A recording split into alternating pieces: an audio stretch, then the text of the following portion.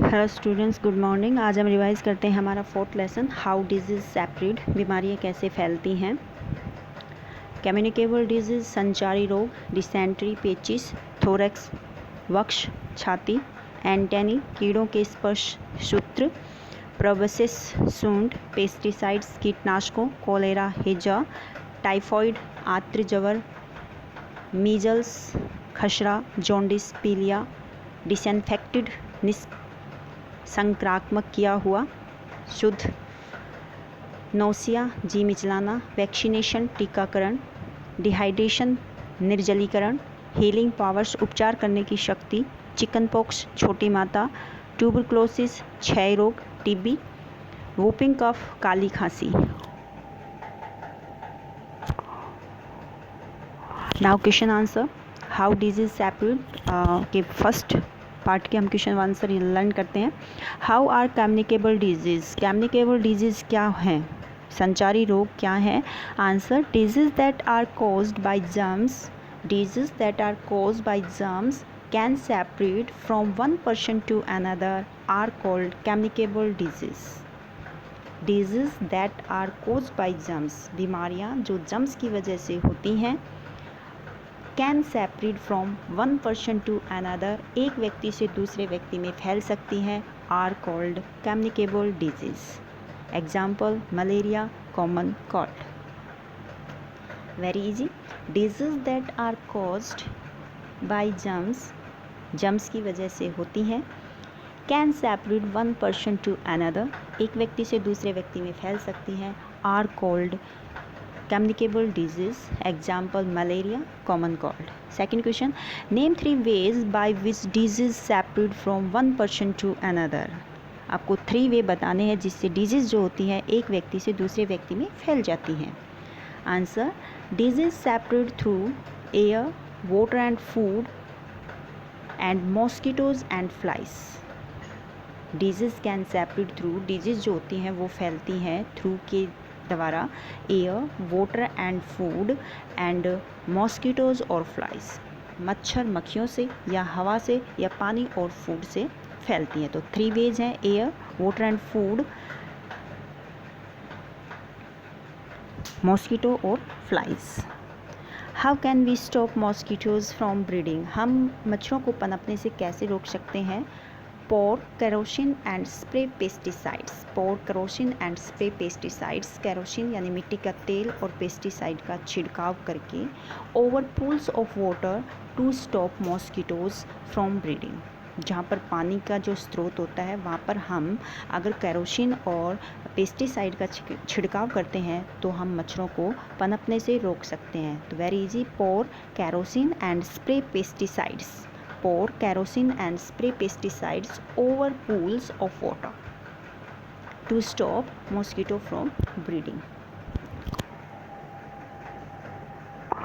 How can we make an oral rehydration solution at home? Oral rehydration solution हम घर पर कैसे बना सकते हैं, यानी ORS अगर हमें घर पे बनाना हो तो हम कैसे बनाएं। आंसर इसका, 4 स्पून्स ऑफ शुगर, 4 चम्मच शुगर की, 1 स्पून ऑफ सॉल्ट, 1 चम्मच सॉल्ट नमक, and a few drops of lemon juice, और कुछ नींबू की का रस, कुछ बूंदें आपको लेनी है। Add to 1 litre of boiled water, और 1 लीटर उबले हुए पानी में इसे मिलाएं। मेक ए गुड ORS, और एक अच्छा ORS बन सकता है।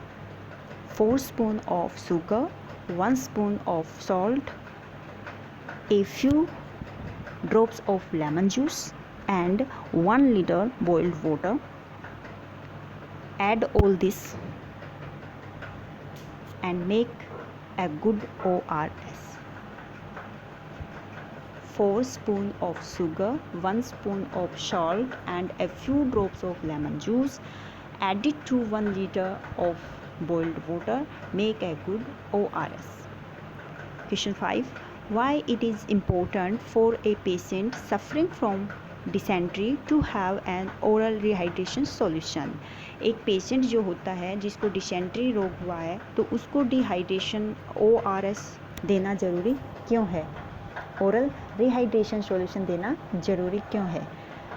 Answer, a patient suffering from dysentery loses a lot of water due to vomiting and loose motions. जिसको डिसेंट्री नामक रोग हो जाता है तो उस पेशेंट में पानी की बहुत ज़्यादा कमी आती है, क्योंकि इस रोग में उल्टियाँ और लूज मोशन होता है।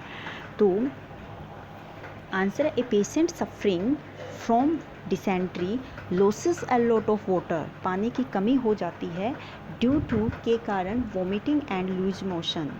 इट कैन बी डेंजरस, यह उसके लिए खतरनाक भी हो सकता है। पीपल कैन इवन डाई, लोग मर भी सकते हैं। That is why it is important, इसलिए यह ज़रूरी है कि उसको ORS दिया जाए। A patient suffering from dysentery loses a lot of water due to vomiting and loose motion. It can be dangerous. People can even die. That is why it is important. इसलिए ये ज़रूरी है। Part B. Explain a few lines. Question first. How do mosquitoes separate disease?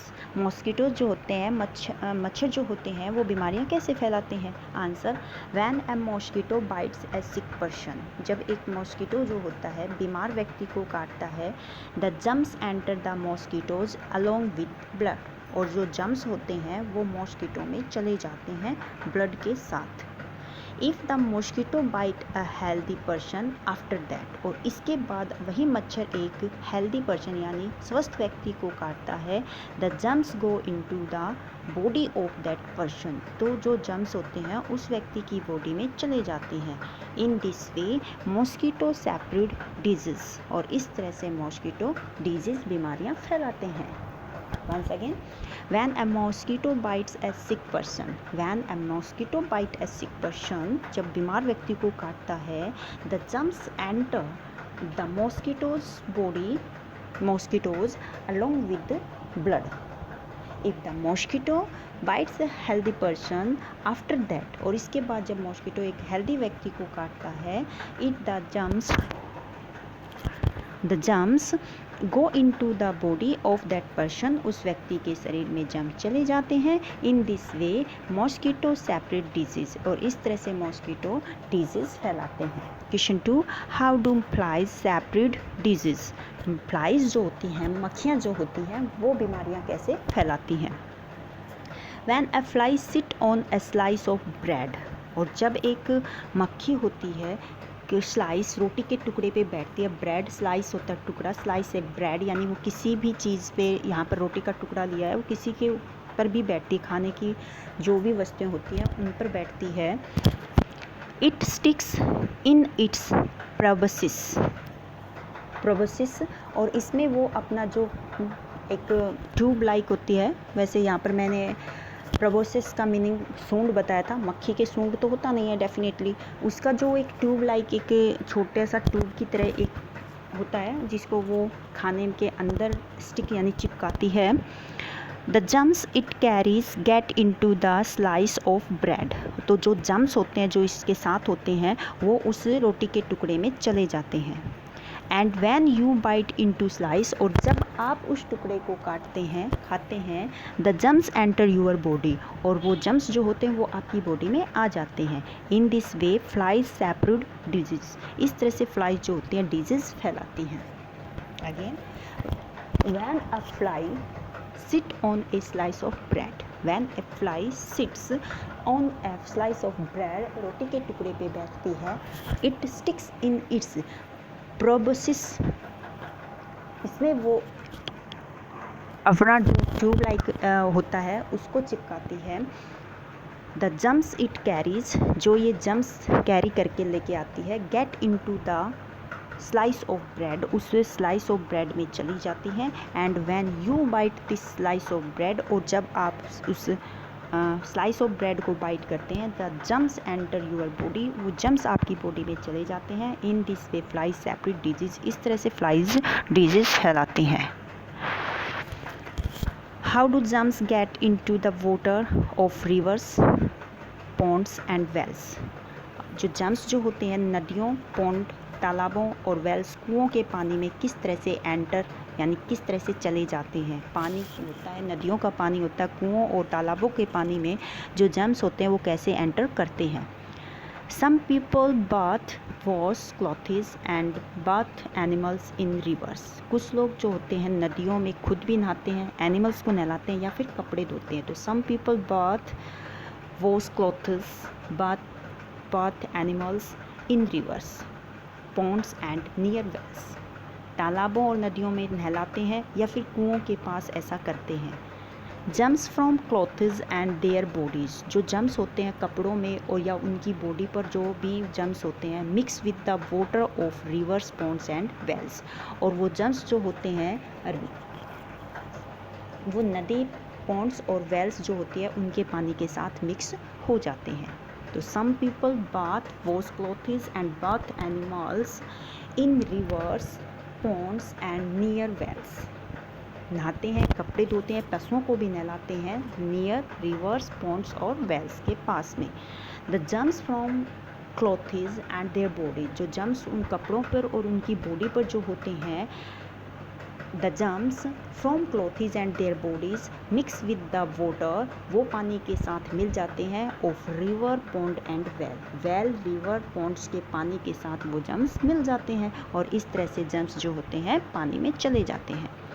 How do germs get into food, अब germs अब खाने में कैसे जाते हैं।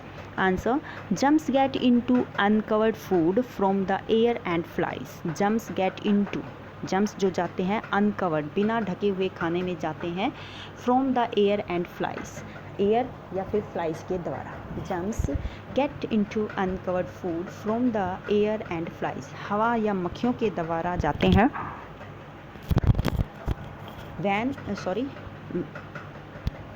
Germs also get into food when we wash or cook food in dirty water or with dirty hands.